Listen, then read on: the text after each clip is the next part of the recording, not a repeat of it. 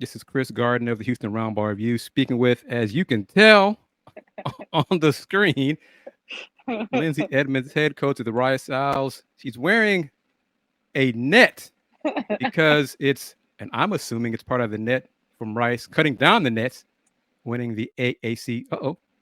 Just lost her. There we go. Winning the AAC championship.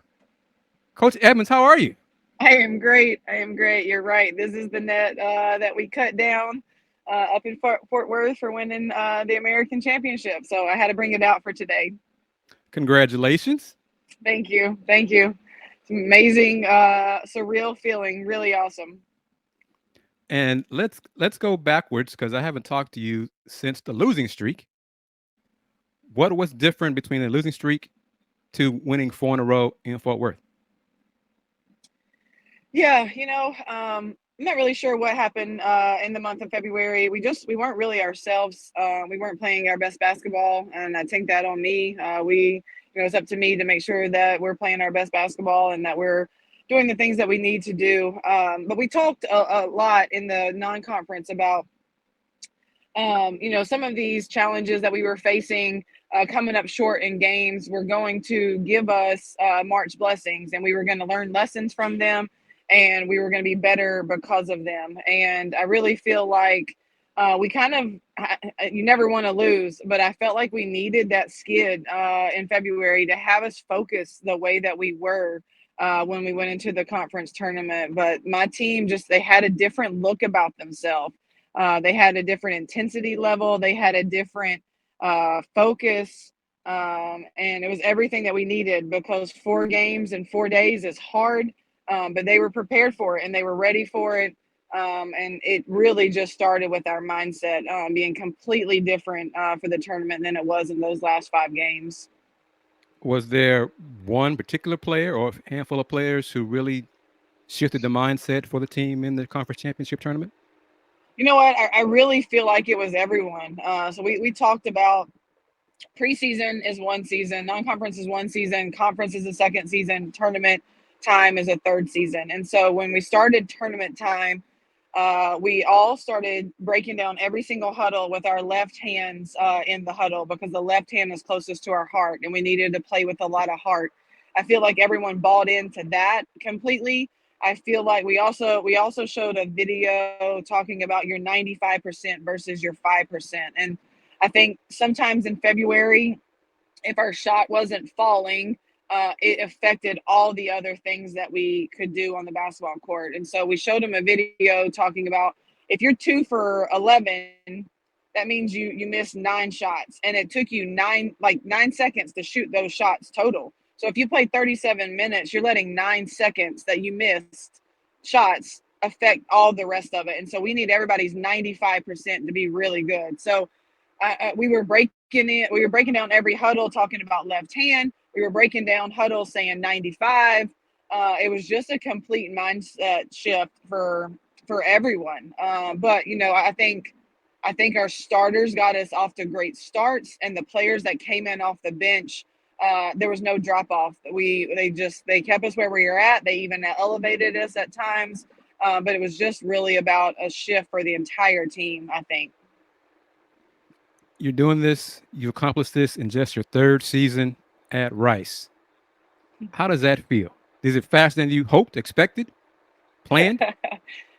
Yeah, I definitely had no plans. Obviously, you dream of this, right? You dream of being a head coach one day. You dream of winning a championship with your team one day. I've had the blessings of being able to be it as an assistant coach, but I didn't know when it was going to come as a head coach, especially because when we took over the program, we started the first season and we played the first season having 7 and 8 players available every single day. So to go from where we were that first year to winning a championship in our third season, but also third season and first in a new conference.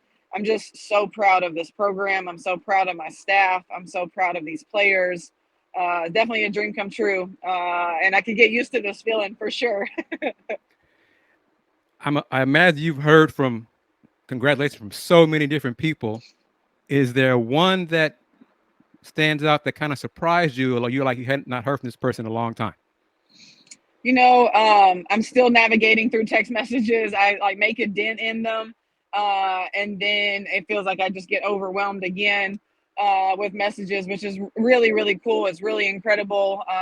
The visibility with the American Conference is so much bigger and so much better, and so that's impressive with the people that I'm hearing from. But hearing from the people at Rice, obviously, I got a text message from President DeRoche. That was awesome. Everyone else like Tommy and Tanner and Stacy and Eric were all on the floor with us, so they obviously all congratulated us there on the floor. But I've got text messages from Kenny Brooks and Wes Moore, my last two bosses that I worked with, to get those messages were really special for me to see, that they were watching the game. They pinpointed things that I did during the game. They congratulated me. They told me how proud they were of me. So that was pretty special to hear from both of those. And hearing from both of them, this won't be your first trip to the NCAA tournament, but this will be your first trip as head coach of the Rice Owls. So how does it feel? Taking it It's all in. amazing. It is amazing. We're going dancing. Like, that is awesome. I cannot wait for selection show Sunday to find out who we're playing against and where we're going. I'm excited to be able to practice with this team more. I'm so excited that the season's not over with. I'm excited that we get opportunities to make more memories together. This is something that these young ladies will remember for the rest of their lives. And it's bigger than basketball, but this is just something that's they're going to remember. I talked about right before the championship game, I knew everyone was hurting. I knew everyone was tired, and that pain would be temporary, but this feeling would be forever, and that they would remember this memory forever. And I'm just so happy and so excited that they get this opportunity. And it's going to be fun. Everybody keeps saying, like, where do you want to go? Who do you want to play? And I was like, as long as there's a ball and a court and an opponent and Rice is still in it, like, I don't care. Like, let's go. How much of a whirlwind have these last few hours been? Has the team had a chance to get back on the court for practice or any type kind of walkthrough yet? No. We're taking some time off. We're taking some days off.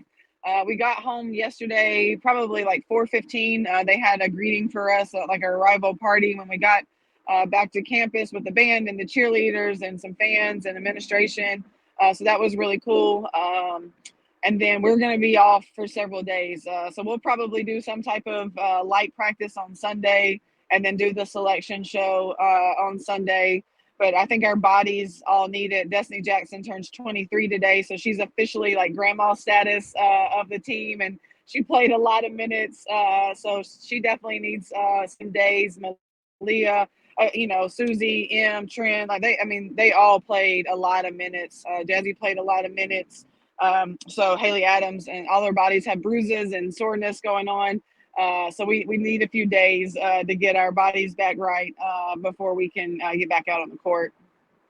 Well, Destiny's birthday is one day after mine, so small world on that. So happy birthday to her. Happy belated to you. Thank you. What are your thoughts on the job that Susie has done the last few games, weeks, and what do you expect from her going forward? Yeah, Susie's been tremendous. She started the last regular season game for us, but really just hit her stride in the tournament. She was everything that we needed. She was a force inside. She was so efficient with her numbers and her scoring. But what I'm really, really impressed by is her ability to rebound and rebound outside of her area. Her ability to defend. Teams thought that they could just like ISO her and they could go at her and play one-on-one. And then that was an advantage for them. And Susie proved that it wasn't. She moved her feet, she slid, she made big walls. People had to score over, they couldn't. She gave up some points, but everyone does. So I was just really, really impressed with her mindset on both ends of the floor. She logged a lot of minutes for someone that's went through the injuries that she's went through this year. So really, really, really proud of her. But she was just a force, and we knew when we needed a bucket, we could throw the ball inside, and Sue would go and get us one. And Malia Fisher as well. I don't want to. Everybody, DJ contributed, Malia contributed, everybody contributed, obviously, because you won 4 games in 4 days. But just your thoughts on Malia and the job she did. She battled foul trouble and still came through. She did. I put out a tweet when Malia got back in the fourth quarter and she nailed the three right away. I was like, oh yeah, it's over. Like we're winning this game. But she did. She had a different look about herself too. She was a force. She was facing up and attacking people and scoring off of that. She was also posting people up and backing people down and scoring on the block. She was hitting threes. She was hitting free throws. She was getting steals. She was getting blocks. I mean, her steal after missing 2 free throws in the Temple game on the inbound play, that was everything. I mean, and it was like she had this get back mentality. Like she could have hung her head about missing those free throws, but she was like, I'm getting this ball back. And sure enough, she did. And it was exactly what we needed. So she was huge in all 4 days, everything that we needed. And this is not a negative or criticism of her, but in her earlier days at Rice, I think she would have hung her head after missing those 2 free throws. And now she's grown into being this, as you said, she just next play mentality. Yeah, for sure. For sure. She's grown tremendously, not only on the court, but off the court. The mental aspect of the game has grown so much. I walked into our meeting space right before we were leaving for the championship game because they were doing a send-off with the band and the cheerleaders. Malia was sitting on the floor on her phone looking at Just Play, which is our app that we use for our scouting, and we put plays and videos and cheat sheets and all the things. And she was sitting on the floor. Everybody else was standing up. She was sitting on the floor, locked in to looking at that video and asking questions. And she was just going to do whatever it took and find any little edge that she could that was going to help us win that game. So I was really, really impressed by that. A year or two ago, Malia's not doing that. And that's the growth that has happened for her. And I love seeing it. Is the selection show watch party, is that open to the public? Yeah, yes, it is. Yeah, so we're going to do it at the Patterson Center at the football stadium. We'll have like food at 6:30, and then we'll have selection show party. We'll start at 7. We're hearing that we're going to be live streamed also with ESPN, so that's pretty awesome. So hopefully we can get a great turnout. Excellent, Coach. I as a media person, I'm supposed to be objective and blah blah blah blah blah blah blah, but I'm happy for you, happy for the program. I've covered Rice a long, long time. It's the second time in 6 years, so the Rice is going dancing again. So kudos to you, the staff, the players. I'm going to try to be there Sunday because Houston men's team has their selection show as well.